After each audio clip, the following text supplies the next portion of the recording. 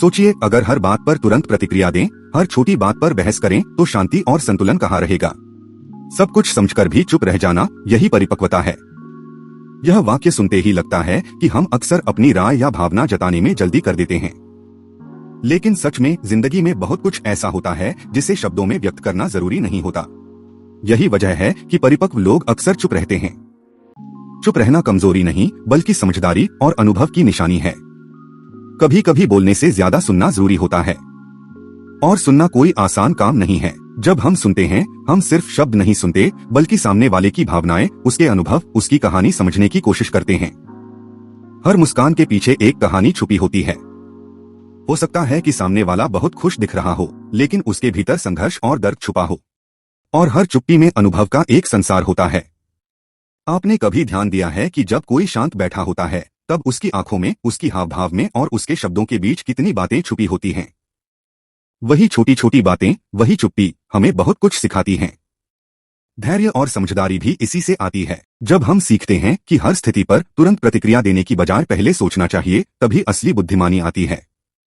सोचिए, अगर हम हर छोटी बात पर फटाफट प्रतिक्रिया दें, तो कितनी बार गलतफहमियों और परेशानी में फंस जाते हैं। लेकिन जब हम चुप रहते हैं, सोचते हैं और समझने की कोशिश करते हैं, तो हम न केवल खुद को बचाते हैं, बल्कि दूसरों के प्रति सम्मान और संवेदनशीलता भी दिखाते हैं।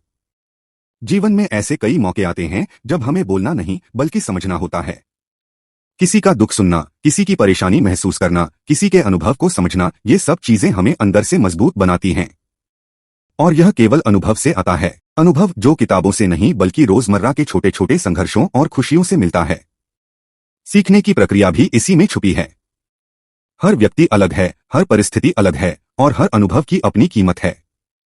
इसलिए जब भी कोई चुनौतीपूर्ण परिस्थिति आए या कोई व्यक्ति कुछ कहे जिसे समझना मुश्किल लगे, उस समय चुप रहना, सोचना और महसूस करना ही सबसे बड़ा उपाय है।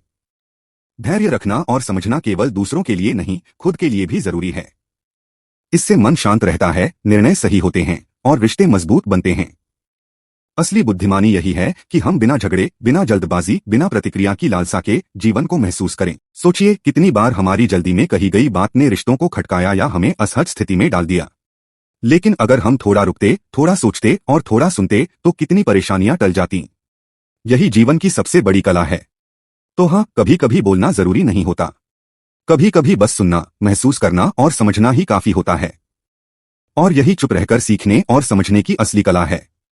कभी कभी चुप रहना बोलने से बड़ा काम करता है। यह न केवल दूसरों को समझने में मदद करता है, बल्कि आपको खुद से जोड़ता है। यही असली बुद्धिमानी है।